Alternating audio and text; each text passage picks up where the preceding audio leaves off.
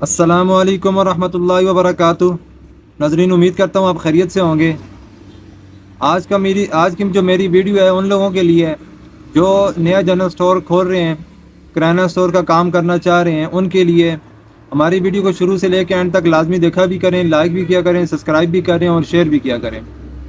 تو سب سے پہلے آ جاتے ہیں کہ جنرل سٹور اگر آپ نے تیار کر لیا تو آپ نے سامان خریدنا کہاں سے ہے۔ تو سامان خریدنے کے جو سب سے اچھا کرانے کے اندر پرافٹ ہے وہ سامان خریدنے کے اندر ہوتا ہے۔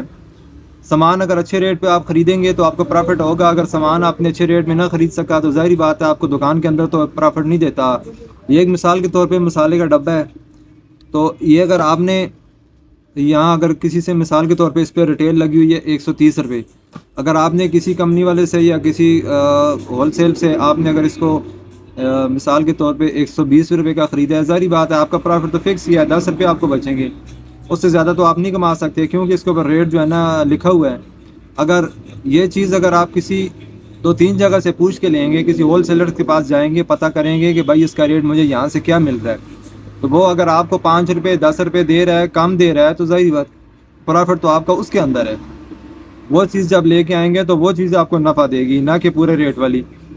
تو اس طرح اس کے دال چاول ہے، دال چاول کا بھی آپ پوچھیں گے اور اس کی کوالٹی چیک کریں گے کہ اچھی کوالٹی کی دال کون سی ہوتی ہے اور اس کا ریٹ کیا ہوتا ہے۔ آپ جس بھائی کو نہیں پتہ وہ 4-5-6 دکانوں پہ پھرے گئے، جب آپ دال کو ہاتھ میں اٹھائیں گے آپ کو اندازہ بھی ہوگا کہ کون سی دال کا دانہ بڑا ہے، کون سا خوبصورت ہے، اچھا لگ رہا ہے، جو پکائی بھی کرے گا۔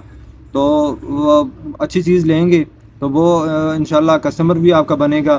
اچھے ریٹوں پہ لیں گے، اس سے اور زیادہ آپ کو فائدہ یہ ہوگا کہ آپ کسٹمر کو سستا سیل کریں گے، کسٹمر پھر آپ کے پاس آئے گا۔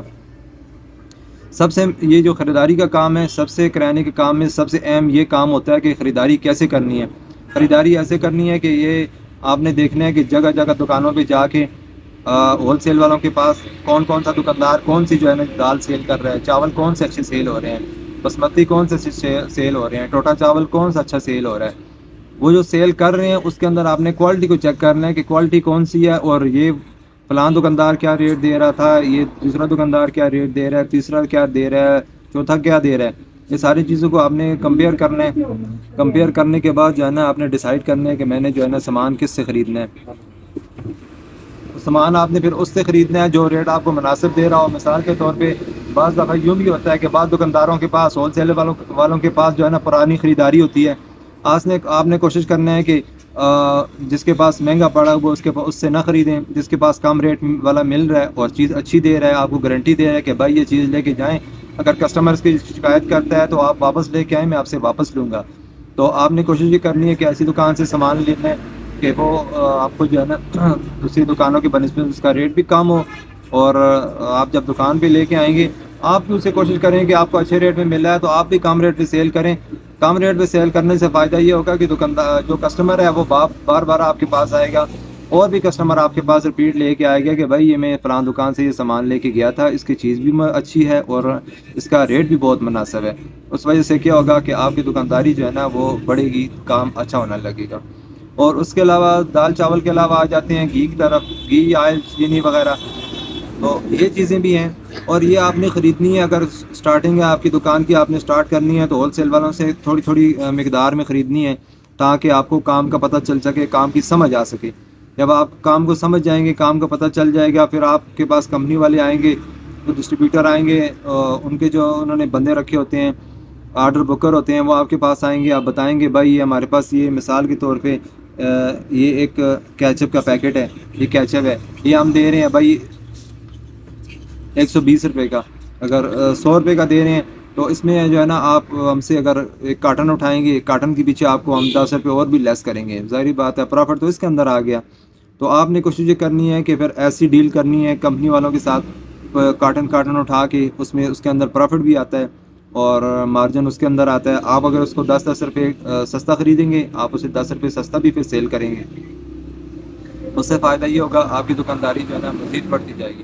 یہ صرف میں نے ایک ایگزامپل دیا ہے کیچپ کی، اس کے علاوہ اور بھی جتنے کرانے کے آئٹم ہیں، جتنے بھی آئٹم ہیں تقریباً ان کا سیم ہی یہ ہوتا ہے کہ آپ کے پاس کوئی بھی کمپنی والا آتا ہے تو آپ اسے اگر کہتے ہیں، بات کرتے ہیں، اس کے ساتھ اچھی ڈیلنگ کریں گے کہ بھائی میں نے زیادہ کوانٹٹی میں خریدنا ہے، میں نے کارٹن خریدنا ہے، تو مجھے اس کا کیا ریٹ لگے گا۔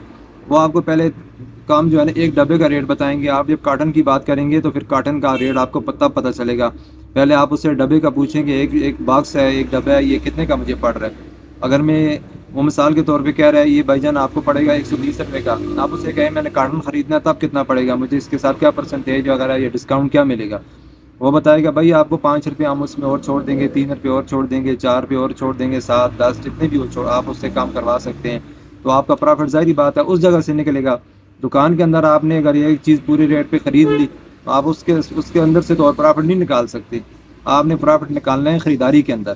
خریداری اگر آپ اچھے ریٹوں پہ کریں گے تو دکان کے اندر لا کے آپ اسے اچھے ریٹوں پہ سیل کریں گے, کسٹمر بھی بنا رہے گا اور آپ کی دکانداری بھی چلتی رہے گی. تو کرانے کے اندر خریداری کا کام سب سے اہم ہوتا ہے اور مشکل بھی ہوتا ہے. شروع میں مشکل اس لیے ہوتا ہے کہ بار بار دکانوں پہ جانا پڑتا ہے. اگر ایک دفعہ آپ کا ریلیشن بن گیا مارکیٹ کے اندر, وہ پھر آپ کو دوسری جگہ جانے کی ضرورت بھی نہیں پڑتی. ایک ہی جگہ سے جا کے انسان اٹھا لیتا ہے, لیکن باقی جگہوں سے جو ہے نا ریٹ پتہ کر کے. تو آج کے لیے ہماری ویڈیو اتنی ہی ہے, انشاءاللہ ملیں گے نیکسٹ ویڈیو میں. اوکے, اللہ حافظ.